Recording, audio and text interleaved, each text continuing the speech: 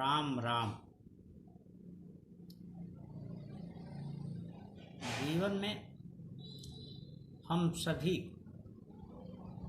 हमेशा सबसे अधिक प्रयत्नशील सुख के लिए रहते हैं। जीवन में सुख का होना बहुत आवश्यक है और मनुष्य सारे प्रयास वास्तव में सुख के लिए ही करता है। सुख से आनंद प्राप्त होता है, वह आनंद संतोष देता है और संतोष ही जीवन का प्रथमतया प्रमुख लक्ष्य है। संतोष प्राप्त के होने के उपरांत मनुष्य इस संसार से सहज ढंग से जा सकता है और वैदिक अवधारणा के आधार पर अपने दूसरे जीवन को भी अधिक बेहतर बना सकता है। लेकिन ऐसा करते हुए हम हमेशा यह भूल जाते हैं कि हमें क्या कुछ ऐसा करना चाहिए जिससे हम संतोष की स्थिति तक पहुंच सकें। सुख प्राप्त करने के लिए क्या सबसे अधिक जरूरी होता है, यह बात हम सब साधारणतया जानते हैं कि सुख के लिए श्रम करना बहुत आवश्यक है।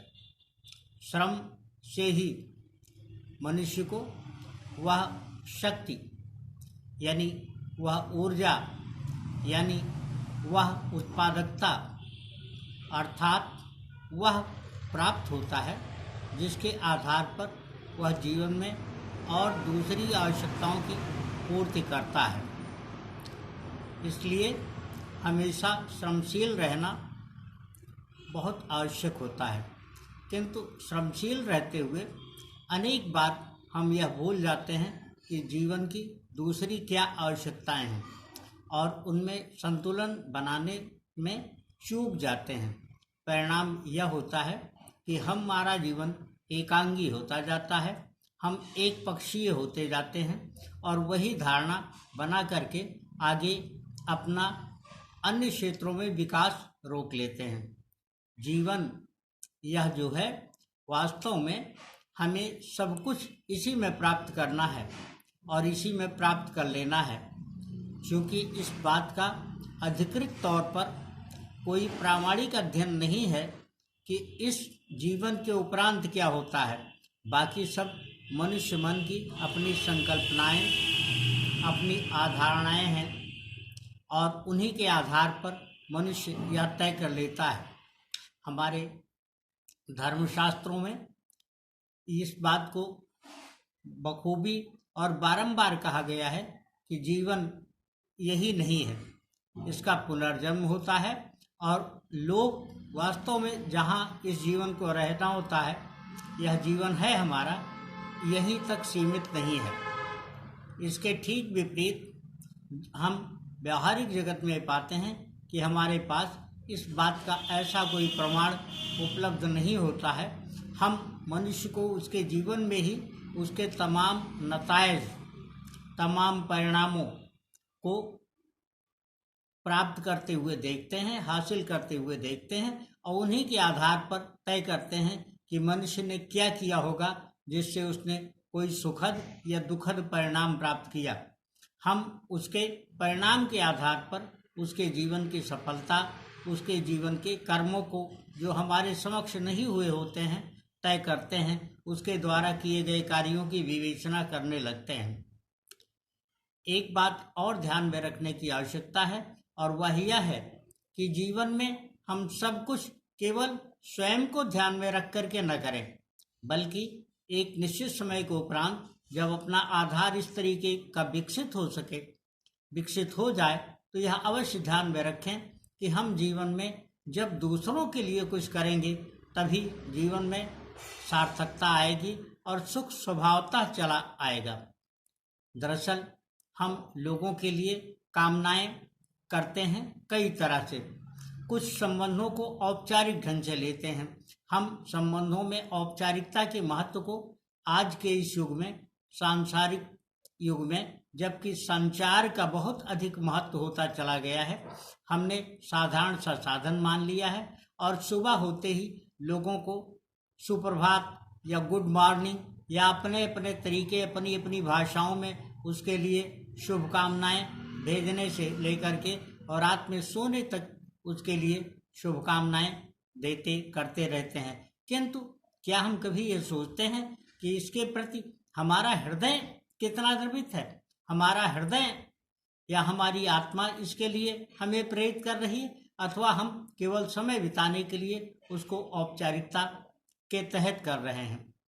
हम ध्यान दें कि अगर हमने किसी ज़रूरतमंद को उसकी आवश्यकता को ध्यान में रख करके, उसकी प्यास को ध्यान में रख करके, उसकी भूख को ध्यान में रख करके उसकी मदद की, हमने उसे एक वक्त का एक खुराक का खाना दिया, या हमने आवश्यकता पड़ने पर अगर वो प्यासा है उसको सिर्फ पानी पिला दिया, एक गिलास या एक लोटा या उसकी आवश्यकता भर का, या हमने उसको रास्ते में एक गिलास, एक बोतल पानी या एक लोटा पानी की मदद कर दी, तो उससे उसको जो सुख प्राप्त होगा वह होगा।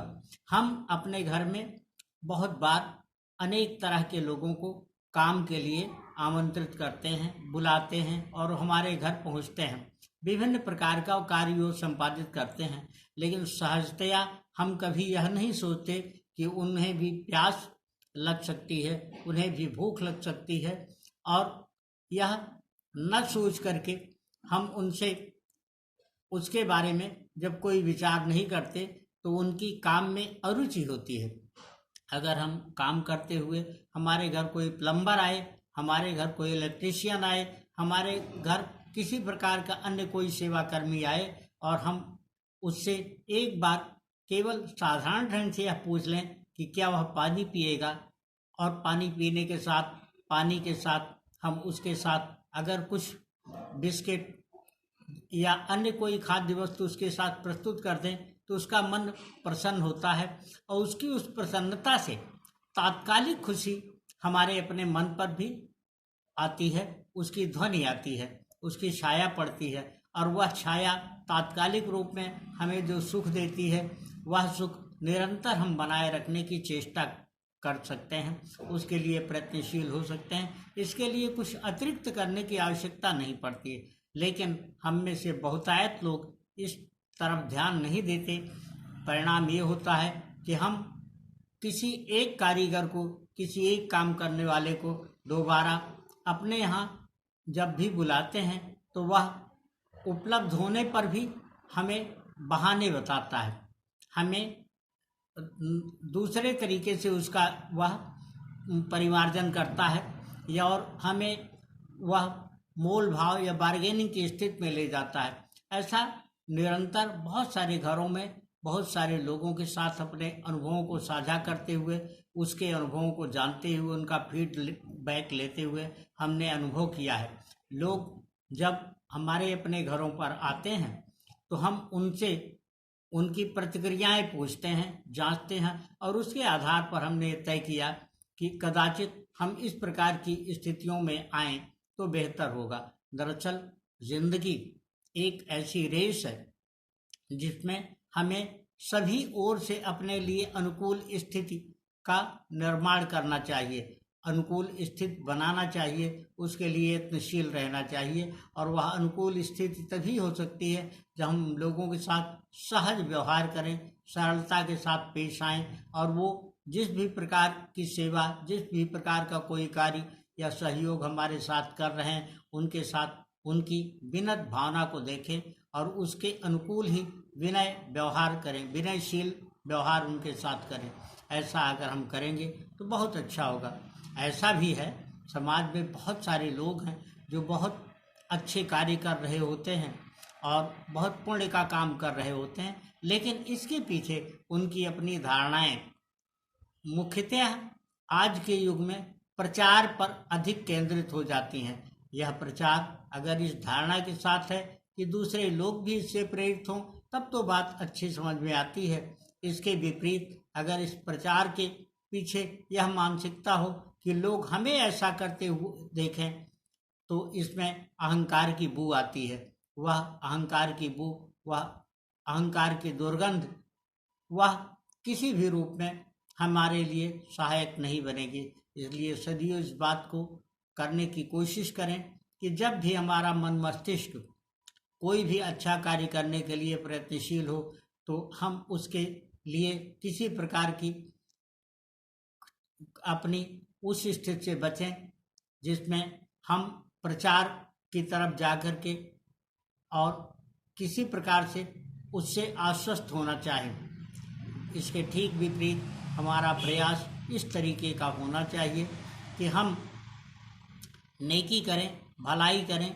और हमारे यहाँ कहा गया है कि नेकी अगर की जाए तो एक हाथ से की जाए, दूसरे हाथ को पता न चले।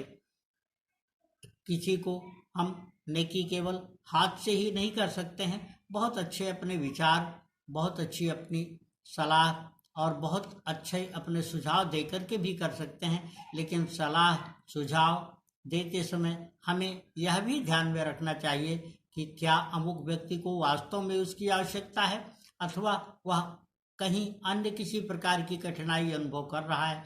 ऐसा करते हुए अगर हम अपने कार्य को आगे बढ़ाएं, अपने जीवन को जीने का यत्न करें, तो बहुत अच्छी बात बन जाती है। और एक और बात यहाँ पर उल्लेखनीय है, और हमारे धर्मशास्त्रों में और सर्वाधिक लोकप्रिय जो जनमानस में है, श्री रामचरितमानस में कहा गया है कि परहित सरिस धर्म नहीं भाई, पर पीड़ा सम नहीं अधमाई। यानी दूसरों के हित की बात अगर हम सोचें, उसके लिए उद्यत रहें, वह करने में हम प्रयत्नशील रहें, तो निश्चित तौर पर हम ज़्यादा हित कर पाएंगे लोगों का, और उससे हमें सुखानुभूति होगी, हमें आनंद प्राप्त होगा और हमें संतोष प्राप्त होगा। और अगर हम कोई ऐसा कार्य जाने अनजाने, चाहे अनचाहे कर जाते हैं जिससे दूसरों को पीड़ा पहुंचती है, तो निश्चित तौर पर वह एक अधम है, अपराध है, एक पाप है, और वह हमें न केवल इस जन्म में बल्कि अगले जन्म में भी कष्टकारी ही होगा। राम राम।